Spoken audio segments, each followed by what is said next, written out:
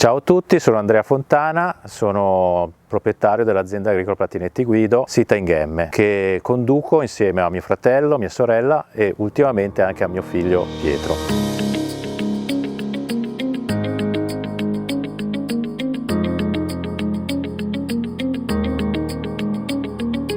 È una piccola azienda di carattere familiare che arriva da una storia però antica. Sia la famiglia Platinetti che la famiglia Fontana, come tante famiglie qui a Ghemme, hanno sempre avuto nelle loro generazioni la vigna, addirittura anche la parte di campagna. Poi successivamente dopoguerra si è perso un po' il vissuto contadino, però diciamo la passione è rimasta. A un certo punto, finita le scuole medie, ho voluto andare a studiare enologia ad Alba, così è successo. Da lì abbiamo mantenuto questa nostra piccola azienda che a oggi produciamo circa 25.000 bottiglie solo di vini rossi.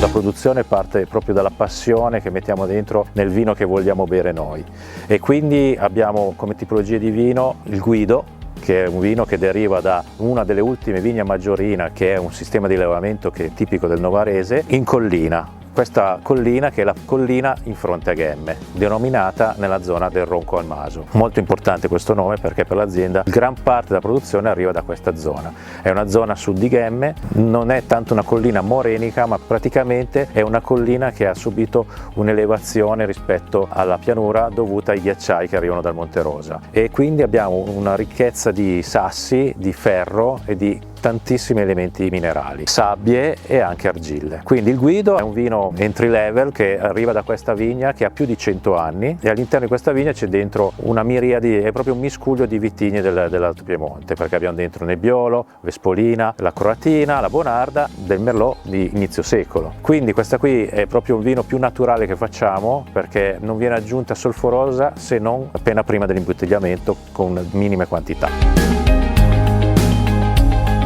In generale la nostra filosofia di produzione è appunto sia in vigna che in cantina è mirata a preservare ciò che è naturale dell'uva. Quindi innanzitutto ottenere delle uve sane utilizzando il meno possibile anticrittogamici di sintesi, no erbicidi, no concimazioni chimiche, non siamo certificati biologici né biodinamici, ma vogliamo anche che sia il più sano possibile. Poi in cantina l'unico additivo aggiunto è il bisolfito, quindi un minimo di solfiti. Mediamente nei nostri vini ci sono 40-60 mg litro di solforosa. Quindi dopo il Guido parlerei della Vespolina, tipico vitigno della zona del Novarese, deriva dalla zona del Roncomaso anch'essa, dai vigneti dedicati al Ghemme. Visto che il Ghemme prima di ACG può essere addizionato fino al 15% di Vespolina, noi in realtà l'abbiamo sempre fatto, togliendo la Vespolina, è sempre fatto il Ghemme col 100% di Nebbiolo. Quindi la Vespolina in eccesso l'abbiamo sempre vinificata a parte, siamo sempre usciti con la Vespolina in purezza. Viene raccolto nella seconda metà di settembre, solitamente